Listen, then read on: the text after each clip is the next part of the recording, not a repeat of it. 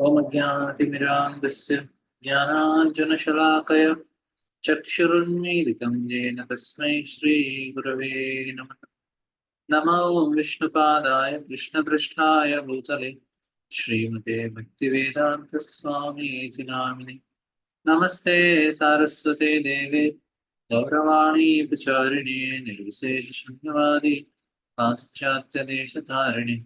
जय श्री कृष्ण चैतन्य प्रभु नित्यानंद श्री अद्वैत गदाधर श्रीवासुदि गौर भक्तवृंद। हरे कृष्णा कृष्ण कृष्णा हरे हरे, हरे राम राम राम हरे कृष्णा। आप सबका स्वागत है आज का हमारा भगवत गीता सत्र में। हम लोग भगवत गीता का 8वां अध्याय चर्चा कर रहे हैं। इसके अंतर्गत हमने कल चर्चा किया था कि तस्मात् सर्वेषु कालेषु माम अनुस्मर युद्ध च मयि अर्पितमनो बुद्धि मामे वैश्यस संशय, इस श्लोका के ऊपर। इसमें तस्मात् सर्वेषु कालेषु, तो भगवान एक ही चीज चाहते हैं कि हर समय हम उनका स्मरण करें। सर्वेषु कालेषु, सारे समय में। और माम अनुस्मरण करते हुए क्या करना चाहिए? युद्ध च। अर्जुन को बोल रहे हैं आप युद्ध कीजिए। तब अर्जुन ने हर समय भगवान कृष्ण का स्मरण करते हुए उन्होंने युद्ध किया। और भगवान ये चाहते हैं कि हम भी हर समय उनका स्मरण करते हुए अपना घर का काम काज करें। जो भी हमारे नित्य नैमित्तिक धर्म है सारे करें, लेकिन कैसे करना चाहिए? माम अनुस्मरा, भगवान का स्मरण करते हुए। ये भगवान का हमारे लिए आदेश है कि हम उनका स्मरण करते हुए। तो हमने कल विस्तार से चर्चा किया कि किस प्रकार से हम लोग अपना समय को बर्बाद नहीं करना चाहिए। और पैसा कमाना गलत नहीं है, सुख सुविधा रहना गलत नहीं है, और सारा जो हमारे लिए बाकी का काम करना गलत नहीं है। लोग पैसा कमाते हैं, बड़ा बनने के लिए सब कुछ करते हैं, गलत नहीं है। गलत क्या है? गलत हम भगवान को भूलना गलत है। भगवान को याद नहीं कर पाते। माम अनुस्मर युद्ध च, हर समय भगवान को याद करना ये हमारे लिए जरूरी है। उसको नहीं कर रहे हैं, उधर गलती हो रहा है। क्योंकि मृत्यु के समय में यम यम वाप स्मरम भावम त्यजंतं ते करम तम तम एवेति कौन्ते। तो कृष्ण बोल रहे हैं कि अंत काले च मामेव स्मरण मुक्त्वा कलेवरम। जो भाव में आप शरीर छोड़ते हैं उसी भाव को प्राप्त करते हैं। अंत काले च मामेव, मेरा स्मरण कीजिए। तो हम लोग निरंतर स्मरण करते रहते हैं अभी। तो इस जो साधना है वो हमें मृत्यु के समय में बचाएगा। जिसने साधना किया है वही बच सकता है। इस जन्म मृत्यु चक्र से वो छुटकारा प्राप्त कर सकता है, नहीं तो नहीं, क्योंकि स्मरण नहीं होगा ना। हमने कल अलग अलग कहानियां मैंने आपको विस्तार से बताया कि किसका स्मरण, कौन किसको स्मरण कर रहा है। स्मरण होता नहीं है। तो इधर हम लोग ये श्लोक देखेंगे एक बार। इसमें भगवान बोलते हैं तस्मात् सर्वेषु कालेषु मामनुस्मर युद्धे च मयि अर्पित मनोबुद्धि। मन और बुद्धि किसको अर्पित करना चाहिए? भगवान कृष्ण। माँ में वैश्यसी असंशय, बिना कुछ संशय के भगवान को प्राप्त कर सकते। अतएव हे अर्जुन, तुम्हें सदैव कृष्ण रूप में मेरा चिंतन करना चाहिए और साथ ही युद्ध करने के कर्तव्य को भी पूरा करना चाहिए। अपने कर्मों को मुझे समर्पित करते करके तथा अपने मन एवं बुद्धि को मुझ में स्थित करके तुम निश्चित रूप से मुझे प्राप्त कर सकोगे। तो भगवान इस प्रकार से हमें आश्वासन दे रहे हैं।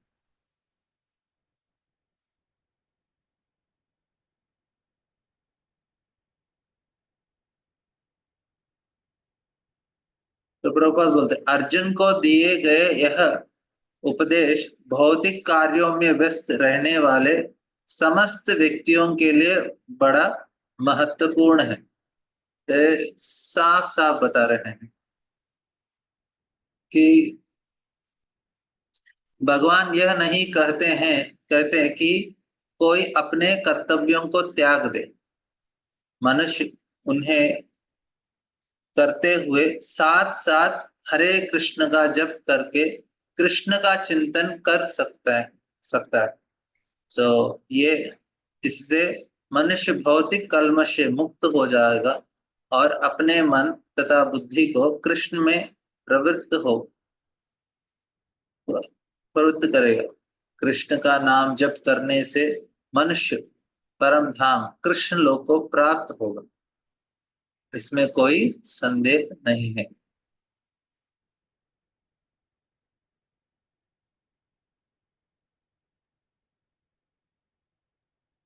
तो आगे का श्लोक बोलते हैं, अभ्यास योग युक्तेन चेतसा नान्यगामिना परम परमं पुरुषं दिव्यं याति पार्थानुचिन्तयन्।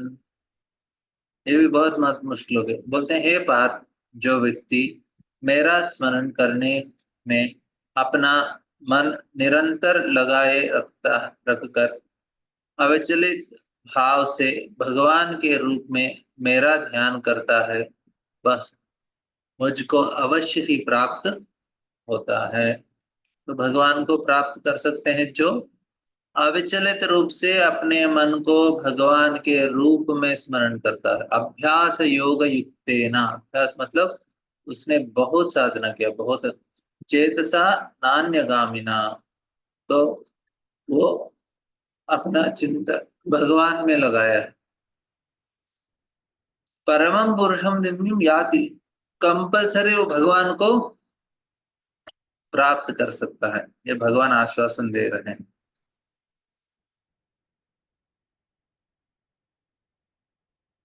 तो प्रभुपाद लिखते हैं, इस श्लोक में भगवान कृष्ण अपने स्मरण किए जाने की महत्ता पर बल देते हैं। तो प्रभुपाद जी लिखते हैं, महामंत्र हरे कृष्ण का जप करने से कृष्ण की स्मृति हो आती है, और इस प्रकार से हमें भगवान का नाम लेना चाहिए। तो ये अगले आगे का श्लोक में, कविम पुराण मनुषासितारा मनोर्मणीयाम स्मरण सेध्य सर्वस्य धातारमचिन्त्य रूपम आदित्य वर्णम तमस परस्तात्। इस श्लोक में बोलते हैं, मनुष्य को चाहिए कि परम पुरुष का ध्यान सर्वज्ञ, पुरातन, निरंता, लघुतम से भी लघुतर, प्रत्येक पालन करता, समस्त भौतिक बुद्धि से परे, अचिंत्य तथा नित्य पुरुष के रूप में करे। वे सूर्य की भांति तेजवान है और इस भौतिक प्रकृति से परे दिव्य रूप। ये श्लोक क्या है कि पिछले श्लोक में भगवान ने क्या बोला कि मेरा इस प्रकार से जो व्यक्ति मेरा स्मरण करने में अपना मन निरंतर लगे रख, तो भगवान का स्मरण करना चाहिए। तो भगवान बोलते हैं, मेरा स्मरण आप कैसे करेंगे? इस प्रकार से कि उनको पहले सोचना चाहिए वो क्या है, परम पुरुष है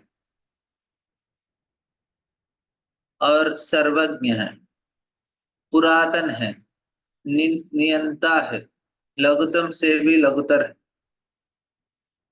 जो प्रत्येक का पालन करता है, सभी का पालन करता है और समस्त भौतिक बुद्धि से परे है, अचिंत्य है, नित्य है और सूर्य से भी तेजवान है।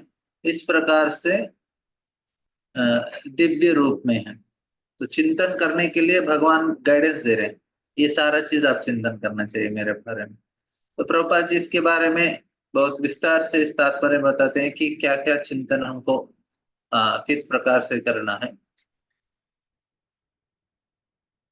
तो प्रभुपाद जी इस श्लोक में परमेश्वर का चिंतन की विधि का वर्णन हुआ है। तो भगवान खुद बोल रहे हैं मेरा चिंतन, आप सोचे कि मैं परम पुरुष हूँ। सारे लोग पुरुष हैं, लेकिन परम पुरुष कौन है? कृष्ण है। कृष्ण परमम पुरुषम। और परमम पुरुष मतलब, पुरुष मतलब जो भोगता है उसको पुरुष बोलते हैं। जो इस भौतिक दुनिया में भोगने का मतलब, जो एंजॉय कर सकते हैं। हम एंजॉय करते हैं लेकिन बहुत कम कर सकते हैं। लेकिन भगवान क्या है? पुरुषोत्तम है। सबसे ज्यादा एंजॉयमेंट करते हैं। हम बहुत बहुत छोटे हैं, लेकिन बहुत भगवान अनंत है। तो क्योंकि वो अनंत है, उनका आनंद भी अनंत है, ऐसा। और भगवान बोल रहे हैं उनके बारे में, और परम पुरुष का ध्यान, सर्वज्ञ है। तो सर्वज्ञ मतलब भगवान हर समय हर चीज को जानते हैं। हम अभी पूछेंगे कल ये समय में हम क्लास में क्या सुने हैं, तो आधा तो हमको याद ही नहीं रहेगा। आपको नहीं, मैं क्या बोला मुझे याद नहीं रहेगा। तो हम सर्वज्ञ कैसे हो गए? हम तो भूल जाते हैं। और सारा चीज तो हम समझते नहीं, हमको याद नहीं रहता है। और सारा चीज के बारे में जानते नहीं हम लोग। लेकिन भगवान क्या है? हर समय बोलते हैं अमावस्या के रात में काले पत्थर के ऊपर एक काला चींटी खड़ा है, तो भगवान को दिखता है लेकिन हमको नहीं दिखता। तो भगवान सर्वज्ञ है, हर समय किसके मन में क्या, कहाँ क्या चल रहा है, सब कुछ पता है। और भगवान पुरातन है। भगवान नव यौवनम चाहे पुरातन भी है। मतलब हर समय यौवन अवस्था में रहते हैं, बहुत ही नव यौवन, बहुत यंग रहते हैं, लेकिन पुरातन है। सबसे पुराने व्यक्ति भगवान है। तो इसके वजह से कुछ अब्राहमिक धर्मों में भगवान को एक बूढ़े आदमी की तरह चित्र, उनका चित्र बनाते हैं। ये पुरातन है तो बूढ़ा होना चाहिए। नहीं नहीं, हमारे हिसाब से वो नव यौवन है। तो बहुत ही यंग यंग रहते हैं भगवान हर समय। नियंता है, हर चीज को नियंत्रित कर सकते हैं भगवान। एक चीज नहीं, हर चीज कंट्रोल भगवान कर, सर्व कारण कारण, और कंट्रोलफुल है उनका। हम लोग इस दुनिया में कंट्रोल करने का प्रयास करते हैं, छोटा छोटा चीज पे। हम अपना घर तक कंट्रोल कर सकते हैं, घर में कौन सा चीज कहाँ रहना चाहिए मेरे हिसाब से होना चाहिए। तो हम लोग थोड़े थोड़े नियंता है, छोटे छोटे। हमारा टेबल इधर होना चाहिए, और सोफा इधर होना चाहिए, ये इधर होना चाहिए, कपड़े इधर होना चाहिए। हम तो कुछ तो ट्राई करते हैं नियंत्रण। कुछ लोग बड़े होते हैं तो राजनेता होते हैं, वो देश को नियंत्रण, लेकिन सही नियंत्रण एक ही व्यक्ति है, वो कौन है? भगवान।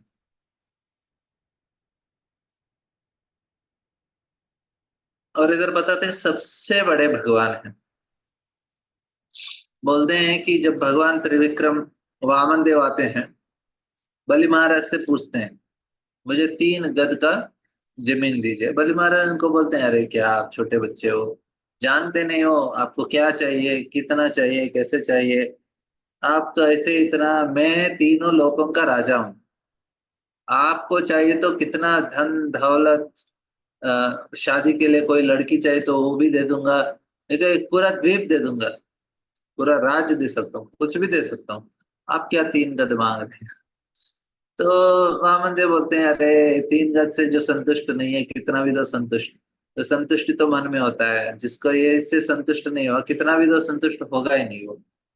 तो बोले मतलब ठीक है ठीक है। तो कहानी आगे बढ़ता है, जब भगवान वामन देव उसके बाद अपना जमीन लेने के लिए अपने गद को बढ़ाते हैं, और बोलते हैं कि इतना उनका कद बढ़ रहा था कि पहले जो उनका विशाल काय अवतार, उनका त्रिविक्रम रूप बोलते हैं उसको, जब वो धारण कर रहे थे, तो नक्षत्रों का जो मंडल होता है आकाश में, नक्षत्र मंडल बोलते हैं उसको। नक्षत्र मंडल उनके गले में माला, एक क्या बोलते हैं, नेकलेस जैसा। तो हीर हार जैसा बन गया था, सुंदर सा हार। फिर उनका जो गद है और भी बढ़ गया, तो फिर उनके कमर में कमर पट्टी जैसा हो गया सारे नक्षत्रों का। फिर उनका अगर इतना बढ़ गया, इतना बढ़ गया कि वो आप पैरों में पायल जैसे हो गए नक्षत्र मंडल, जब नक्षत्र। तो इस प्रकार से वामन देव का तो भगवान बहुत विशाल खाई शरीर धारण करते हैं। तो तो कविम पुराणम अनुशासितारम मनोरणीय, और प्रत्येक का पालन करता है। हम सोचते हैं कि अरे हमारे बिना कैसे चलेगा हमारा परिवार, लेकिन पालन करता तो कृष्ण है ना। अफसोस है कि हमारे बिना भी चल जाते हैं दुनिया। कैसे है कि हम अपना मुट्ठी लेके हम लोग पानी के अंदर बकेट के अंदर अपना मुट्ठी बंद करके बकेट के अंदर रखते हैं, तो थोड़ा जगह रह जाता है उधर, मतलब उस जगह में पानी नहीं है क्योंकि हमारा मुट्ठी है। आपने पानी के अंदर से अपनी मुट्ठी निकाल दिया, तो ऐसा नहीं कि उधर खोखला है, क्योंकि आपने निकाल दिया तो फिर उधर खोखला हो गया क्योंकि उधर पानी नहीं था, पहले मेरा मुट्ठी था। नहीं, हम हाथ निकालते ही क्या होता है, पूरा पानी उसमें भर जाता है और वो क्या होगा, ऐसे नॉर्मल हो जाता है, समान हो जाता है। इसी प्रकार हम इस दुनिया में रहते हैं, तो हमको लगता है कि हम लोग नियंता है और पालन करते हैं, हमारे वजह से कुछ होता है, लेकिन ऐसा कुछ नहीं है। क्योंकि कभी कभी कोई व्यक्ति मर जाता है, उसके बीवी बच्चे रहते हैं, सारे लोग सोचते हैं अरे बीवी बच्चे का क्या होगा, बीवी बच्चे कुछ नहीं होगा, उसका उनका जीवन चलता रहेगा, बच्चे बड़े हो जाएंगे, वो शादी भी कर लेंगे, उनके भी बच्चे हो जाते हैं। तो ऐसा बहुत लोगों को देखा कि इनका होने के बाद उनका जीवन चल रहा है। अभी किसी का बहुत बुरा कर्म है तो फिर उनको खाने को इसमें उसमें थोड़ा तकलीफ है, लेकिन चल जाता है जीवन, एडजस्ट कर लेते हैं लोग। किसी के नहीं रहने से ऐसे नहीं कि सब कुछ स्तब्ध हो गया, बेचारे सोचने लगे अरे दुनिया का क्या होगा मेरे नहीं रहने से। कुछ नहीं होने वाला, अपने आप आराम से चलो। क्यों? क्योंकि पालन करता कौन है? भगवान है पालन करता। किसको कब कैसे देना है, भगवान आराम से देते हैं। हाथी को इतना सारा खाना खाना पड़ता है उसको, 1 टन खाना खाना पड़ता है दिन में, और उसको नौकरी नहीं है बेचारे को, हाथी को कुछ कॉलेज जाकर पढ़ाई भी नहीं किया, बेरोजगार है। इतना खाना कहाँ से मिल रहा है उसको? जंगल में भगवान उसको दे देते हैं। तो उसी प्रकार सारे जीव जंतुओं का पालन करता कौन है? कृष्ण ही है। उनको कोई नौकरी नहीं दे रहा है बेचारे पक्षियों को, ऐसे जो जानवर हैं उनको कोई नौकरी नहीं देता, फिर भी क्या कहाँ से मिलता है सब कुछ? भगवान पालन करते हैं, ऐसे समझना चाहिए। तो इधर और बोलते हैं भगवान पालन करता और समस्त भौतिक बुद्धि से परे अचिंत्य तथा नित्य पुरुष के रूप में है। तो भगवान को क्या बताया इधर? अचिंत्य बताया है। तो भगवान को हम लोग समझ नहीं पाते। दिखाता हूँ कुछ। तो हमारा क्या क्या वर्ड हो गया? परम पुरुष है, सर्वज्ञ है, पुरातन है, नित्य है। हाँ नित्य, हर समय भगवान है, नित्य है वो, नित्य शाश्वतोयम। मतलब ऐसा कोई समय नहीं है जो भगवान नहीं है, हर समय। हम लोग अभी मैं पूछूंगा 70 साल पहले आप लोग कहाँ थे, और 70 साल के बाद कहाँ रहे? हम तो चेंज हो रहे हैं ना, हम तो नित्य नहीं है, बदलते रहते हैं। भगवान ऐसे बदलते रहे, वो नित्य है और प्रत्येक का पालन करता है। और भौतिक बुद्धि से परे मतलब हम अपना दिमाग लगा के उनको समझ नहीं सकते इस बुद्धि से। ये जो बड़ा समस्या है। लोग सोचते हैं थोड़ा दिमाग लगा देंगे भगवान भी समझ जाएंगे, इसलिए सारे जो भौतिक शास्त्रज्ञ हैं, साइंटिस्ट लोग अपना दिमाग चलाते हैं उनको समझने के लिए। अरे आपका दिमाग भौतिक है और भगवान आध्यात्मिक है, कैसे समझोगे? भौतिक चीजों से आध्यात्मिक से समझा नहीं जा सकता। भगवान का कृपा हुआ तो समझेंगे बस। हम अपना जो प्रयास करके जो लोग करते हैं वो सही नहीं है, उससे कुछ नहीं होने में। तो और भगवान बोलते हैं अचिंत्य है। चिंत्य मतलब समझने वाला, अचिंत्य मतलब परे है। जब तक कोई भक्ति नहीं करता, मैंने आपको पहले भी बताया, भगवान कहाँ कैसे प्रकट होते हैं?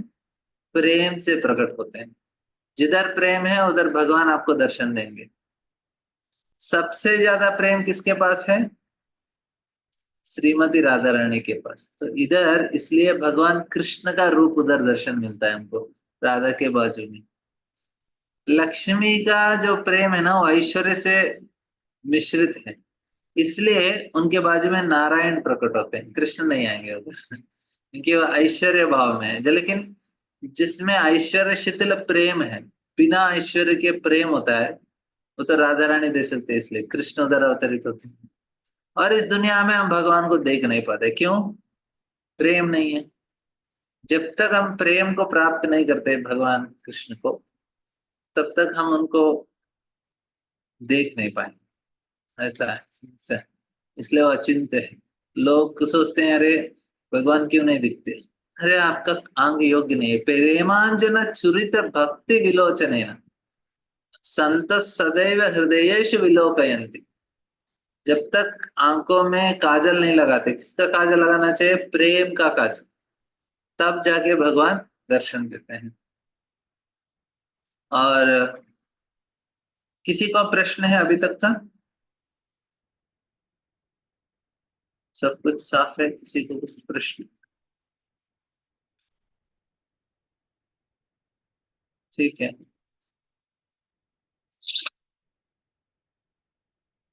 ऐसा तो ये चीज थोड़ा सिंपल है।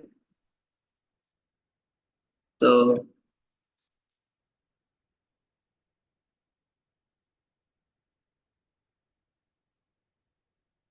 इधर से ना भगवान कुछ और चीज बताते हैं। अब योगियों को कैसे अपना शरीर छोड़ना चाहिए, यही चीज बताते हैं। तो 9 तक समझना आसान है, 9 श्लोक से। लेकिन इधर से ना, इधर से हमको समझना चाहिए, ये बहुत मुश्किल प्रोसेस बता रहे भगवान। लेकिन हम ही हमें नहीं बता रहे, वो बता रहे हैं। लेकिन वो चाहते हैं कि हम मत करें। वो चाहते हैं कि हम करें, क्या करें? सिर्फ भक्ति योग करें। लेकिन उसका प्रोसीजर क्या है बता रहे हैं अभी योगियों को। कविम पुराणम अनुशासितारम अनोरणीयाम अनोरणीयामसम अनुस्मरेद्य सर्वस्य दातारमचिन्त्य रूपम आदित्यवर्णम तमसः परस्तात्। तो सॉरी, नेक्स्ट श्लोक अपन प्रयाण काले मनसाचलेन भक्त्या भक्त्या युक्तो योगबलेन चैव भुवोर्मध्ये प्राणम अवेश्य सम्यक् सत्तं परम पुरुषम उपैति दिव्यम। इसका अनुवाद पढ़ेंगे हम लोग। तो दिख रहा है ना श्लोक? एक बार फिर से नेक्स्ट श्लोक दिख। इसका अनुवाद भगवान बोल रहे हैं, मृत्यु के समय जो व्यक्ति अपने प्राण को बाहों के मध्य स्थिर कर लेता है और योग शक्ति के द्वारा अविचलित मन से पूर्ण भक्ति के साथ परमेश्वर के स्मरण में अपने को लगाता है, वह निश्चित रूप से भगवान को प्राप्त होता है। तो ये बताया जा रहा है योगियों के लिए, हमारे लिए नहीं है। हम लोग कर ही नहीं पाएंगे इसको जो है अपने, अभी बोलेंगे प्राण को बहुओं के मध्य स्थित करना चाहिए। अभी वो प्राण को स्थिर करना क्या, कैसे बताया हमको? हम लोग नहीं कर पाएंगे। मतलब प्राण को कैसे हिलाएंगे इधर से? प्राण तो हमारा छाती में रहता है, उसको इधर कैसे लेके आएंगे? मतलब ये बहुत ही, क्या बोलते हैं, बहुत दूर दूर तक किसी को चांस नहीं है। तो लेकिन भगवान ये चीज ना बता रहे हैं भगवत गीता में, ताकि हमें पता चले कि कितना मुश्किल है और जितना आसानी से हमको मिल रहा है, और कितना मुश्किल है योगियों के लिए और हाँ बाकियों के लिए। तो ये चीज भी भगवान बताना चाहते हैं। तो मृत्यु के समय जो व्यक्ति अपने प्राण को बाहों के मध्य स्थिर कर लेता है और योग शक्ति के द्वारा अविचलित मन से पूर्ण भक्ति के साथ परमेश्वर के स्मरण में अपने को लगाता है, निश्चित रूप से भौतिक भगवान को प्राप्त होता है। तो उनको मिलेगा भगवान, लेकिन बहुत ही मुश्किल से ये सारा चीज करना पड़ेगा। ठीक है, आगे अगले शब्द देखेंगे, वो भी ऐसा ही है। बहुत।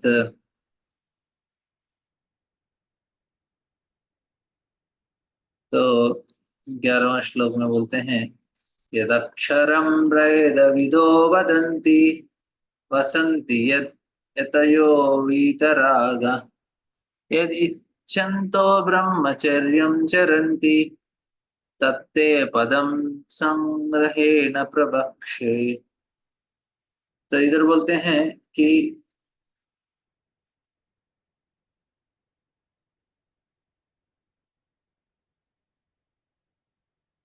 जो वेदों के ज्ञान में ज्ञान ज्ञाता है, जो ओंकार का उच्चारण करते हैं और जो संन्यास आश्रम के बड़े बड़े मुनि हैं, वे ब्रह्म में प्रवेश करते हैं।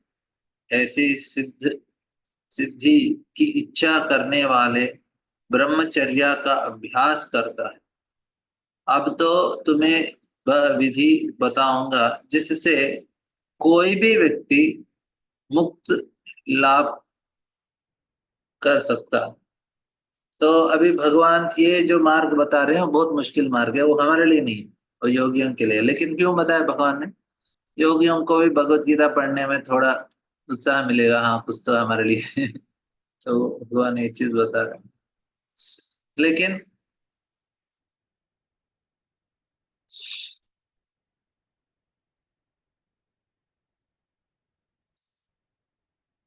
उनको ये सारा चीज करना पड़ता है। तो आगे का श्लोक में, सर्वद्वाराणि संयम्य मनोहृन्निरुध्य च मूर्ध्यादायात्मनः प्राणम् आस्थितो यत् धारणया आस्थितो योग धारणया। किसी को कुछ प्रश्न है अभी तक का? सब कुछ साफ साफ ठीक ठीक है? ठीक है। श्लोक तो सीधा सीधा है, थोड़ा बहुत तो समझ जाएंगे।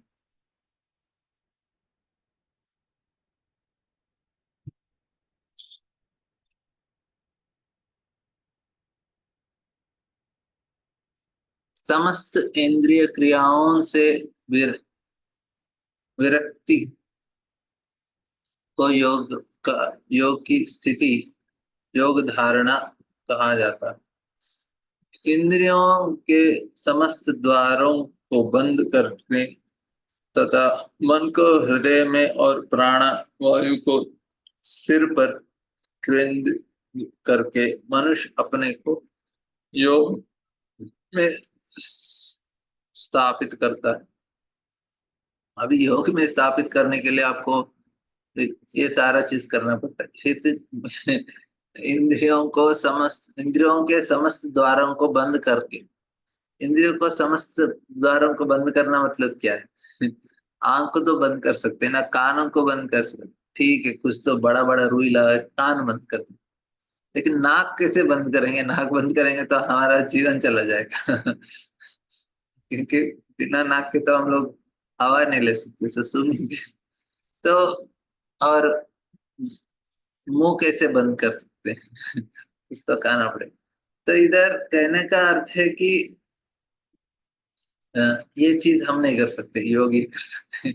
इंद्रियों को क्या बंद करना, क्या समझ में आ रहा है?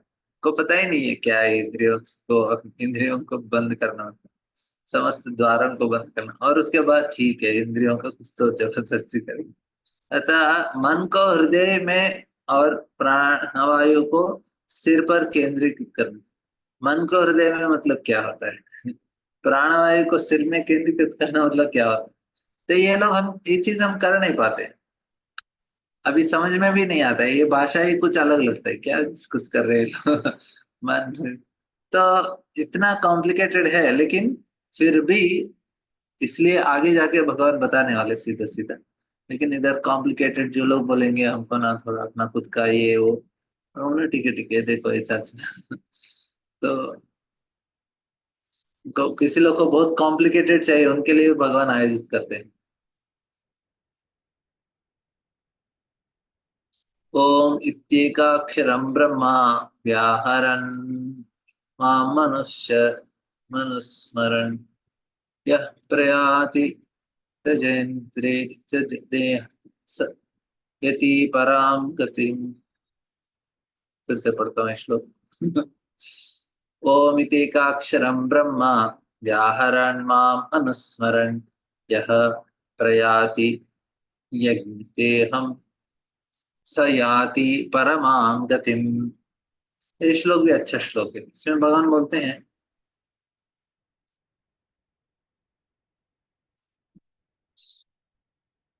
मुझे डाउट है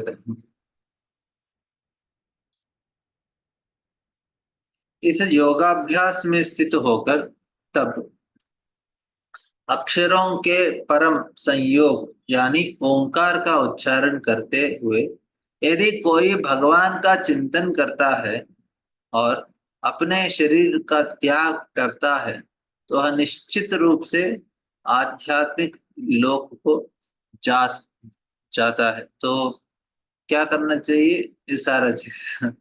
तो थोड़ा मुश्किल होता है लोगों को योगाभ्यास में। इसको क्या करना चाहिए, संयोग यानी ओंकार का उच्चारण, इतना तक तो इजी है। लेकिन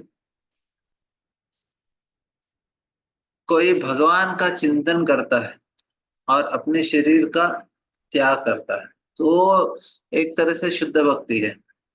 एक भक्त ने एक स्टेटस लगाया था, वो थोड़ा मुसलमानों का उनका कोई तो मुल्ला या कोई वो प्रचार कर रहा है, बोला कितना भी गलती करो, किसी ने बहुत गलती किया, क्या बोलते हैं, कोई नशीली दवाओं का वितरण किया, सिगरेट ऐसा बहुत ही नशीली, और नहीं तो उसने किसी का बलात्कार किया, नहीं तो उसने किसी को मारा, किसी को धोखा दिया, ऐसा बहुत सारा चीज किया। लेकिन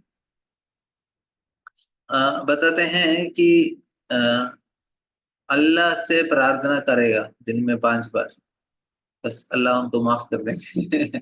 वो वो बहुत बेटर है, जो अच्छा अच्छा व्यक्ति है लेकिन नमाज नहीं करता 5 बार। तो इधर कहने का क्या मतलब है कि जो व्यक्ति भगवान के शरणागत आ गया, तो उस व्यक्ति को किसी तरह का पाप नहीं है, ये चीज बताना चाहते हैं। लेकिन वो बोलते हैं आप करते रहो और ये भी करो, चलता रहेगा, ऐसा नहीं है। भगवान का स्मरण करते हैं, भगवान का चिंतन करते हैं, तो हम तुरंत उन चीजों से छुटकारा प्राप्त कर सकते हैं। लेकिन फिर से करना नहीं चाहिए, तो ये समझा नहीं, आधा ही फॉर्मूला लेते हैं लोग। मतलब समझे कि भगवान का हर हर समय चिंतन कर रहा है, और जिसने पाप किया है वो पाप पूरे धुल जाएंगे। और बोलते हैं कि आप भगवान का स्मरण करते रहो, पाप अपने आप धुल जाएंगे। ऐसा नहीं कि आप आगे और पाप करो। मैं अभी एक भक्त के पिताजी बहुत बीमार थे, कैंसर है, और उनको बहुत मेडिसिन ये वो चल रहा है। तो मैं गया उनको गंगा जल देने। बोला आप छिड़को थोड़ा, हरिनाम लो हर रोज। और लेकिन मैंने बोला उनको आप वेजिटेरियन बनना चाहिए जब तक आप बीमारी से दूर नहीं होते। मैं बोल क्योंकि ये लोग गंगा में नहाते हैं तुरंत शुद्ध हो जाते हैं, लेकिन फिर जाके ना फिर कचरा भर के आते हैं। इसलिए कुछ उसका फायदा इमीडिएटली दिखता नहीं। तो मैंने इन भक्तों के पिताजी को बोला, माला किया उनके साथ बैठ के, और उनको समझाया थोड़ा जप कीजिए आपका मन शांत हो जाए, क्योंकि बहुत दर्द हो रहा था, उनको तकलीफ हो रहा था। बोला ठीक हो जाएगा। लेकिन गंगा जल जो हमने दिया, तो उनको बोला जप कीजिए कीजिए। तो लेकिन क्या प्रॉब्लम है, मैंने बोला देखो आप ना नॉन वेज नहीं करना चाहिए अभी, जितना आप हो सके। अभी जब तक आपको ठीक नहीं होता आपका शरीर, आपको नॉनवेज नहीं खाना चाहिए। फिर उसने बोला ठीक है ठीक है। तो मैं क्या बता रहा हूँ कि ये जो अ,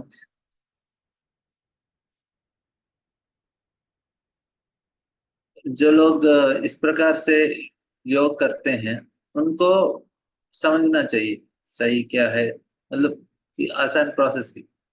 तो तात्पर्य में इस योगाभ्यास में स्थित होकर तथा अक्षरों के परम संयोग यानी ओंकार का उच्चारण करते हुए यदि कोई भगवान का चिंतन करता है और अपने शरीर का त्याग करता है तो वह निश्चित रूप से आध्यात्मिक लोक में जाता है।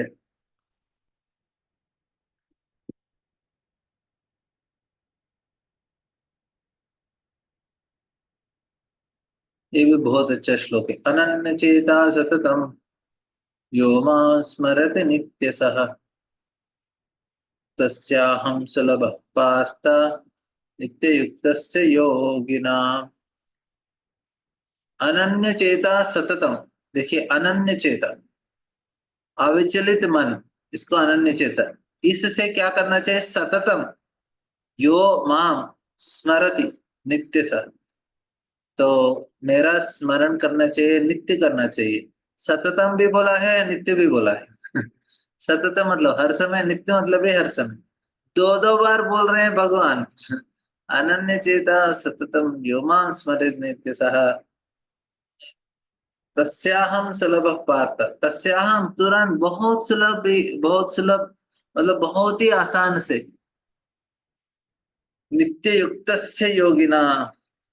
तो इसका अनुवाद है अर्जुन, जो अनन्य भाव से निरंतर मेरा स्मरण करता है उसके लिए मैं सुलभ हूं, क्योंकि वह मेरी भक्त में प्रविष्ट रहता है।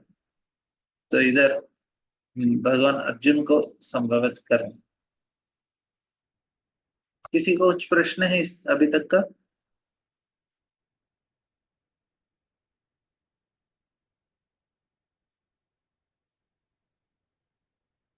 ठीक है,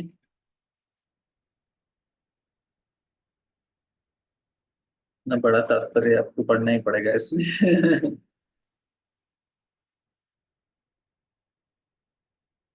ये बहुत महत्वपूर्ण श्लोक है, पूरा भगवत गीता को बहुत लोग इसे जानते हैं।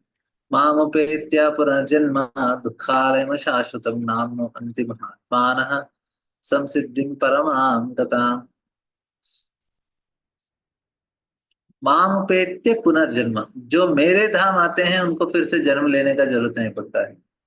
इतना सिंपल डायरेक्टली बता दिया है। मेरा एक धाम रहता है जिधर कोई मरता नहीं है, भगवान बोल रहे हैं, और हमें उधर पहुंचना है तो फिर हमें बहुत प्रयास करना पड़ेगा, ऐसा आसानी से पहुंच नहीं पाएंगे।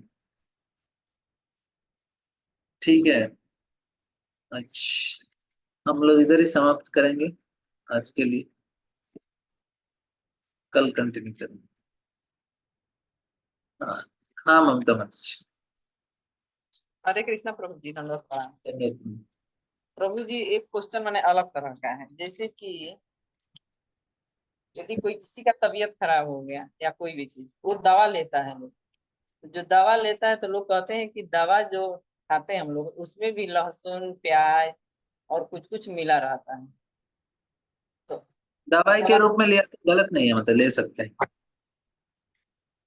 दवाई के रूप में ना, उसमें कुछ मिला रहता है तो भी ले सकते हैं, उसमें उसमें प्रॉब्लम नहीं। ठीक है प्रभु, हरे कृष्णा। और किसी को प्रश्न है?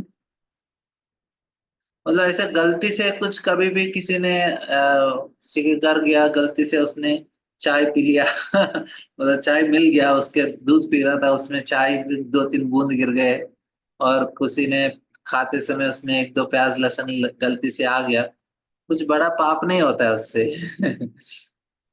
लेकिन जानबूझकर बैठ के खाएंगे ना तो गड़बड़ होता है। तो दवा ऐसा लिया तो कुछ प्रॉब्लम नहीं है। क्यों नहीं करना चाहिए? क्योंकि ये जो चीज है ना वो तमोगुणी आहार है, उससे हमारा चेतना गड़बड़ होता है, भगवान को याद करना मुश्किल होता है, इसलिए नहीं करना चाहिए वो चीज। पाप नहीं है वो, लेकिन हमको भगवान से दूर लेके जाता है, इसलिए हमको उसे दूर रखते हैं।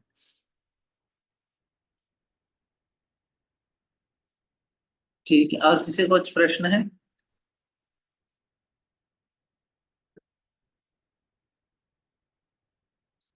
तो मतलब आपका कुछ और प्रश्न है?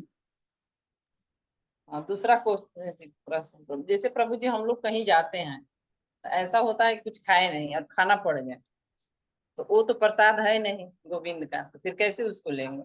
कहीं जैसे गए हम लोग, बहुत जरूरी हो गया, कुछ खाना पड़ गया बिना तो लहसुन हम प्याज लोग मन में भगवान को ऑफर करके सिर्फ ऐसा राइस और रोटी दही के साथ, जिसमें प्याज लहसुन नहीं है, कम से कम। अभी मैं 4 धाम यात्रा गया था, मैं बहुत दिन सिर्फ चावल और दही खाया बस।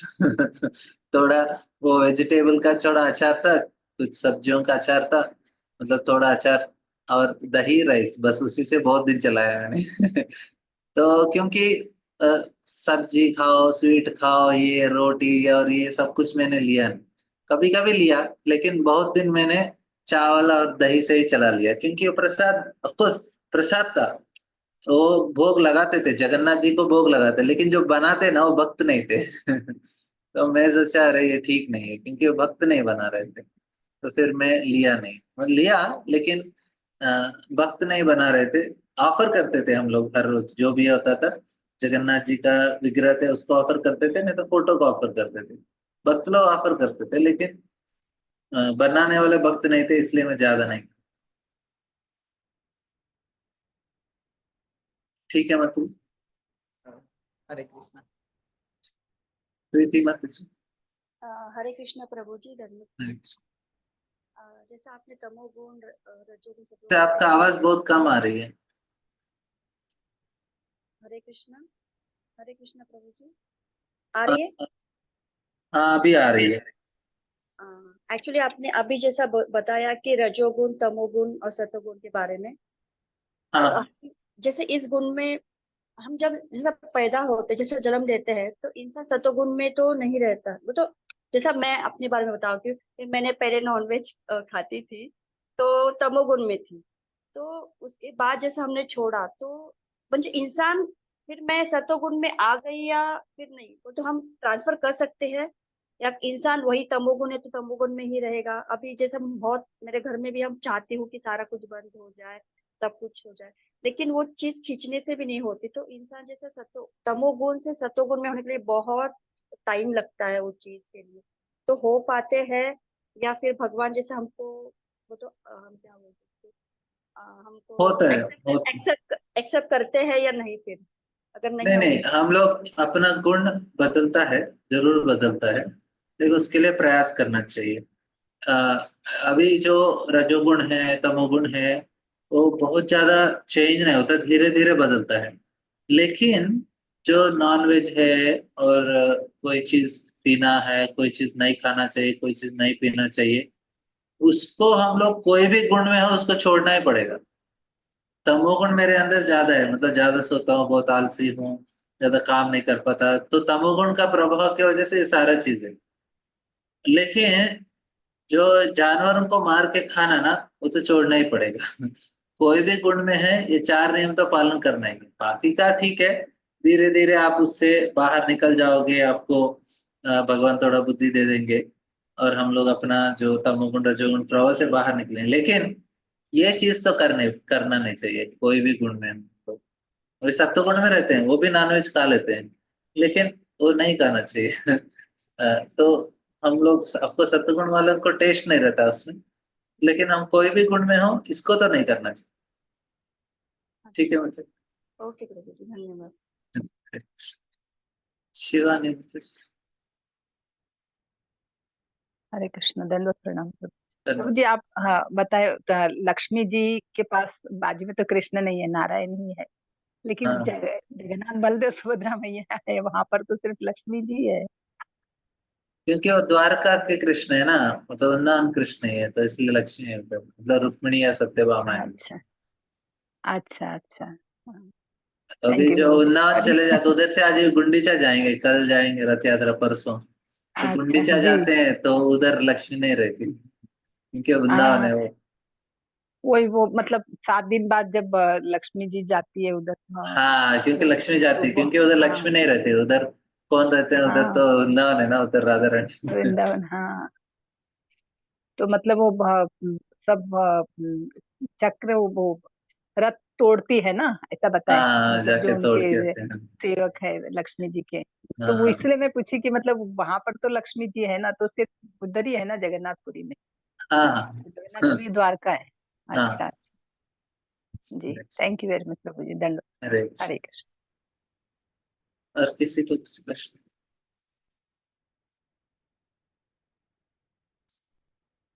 अच्छा, इस निशा माता जी,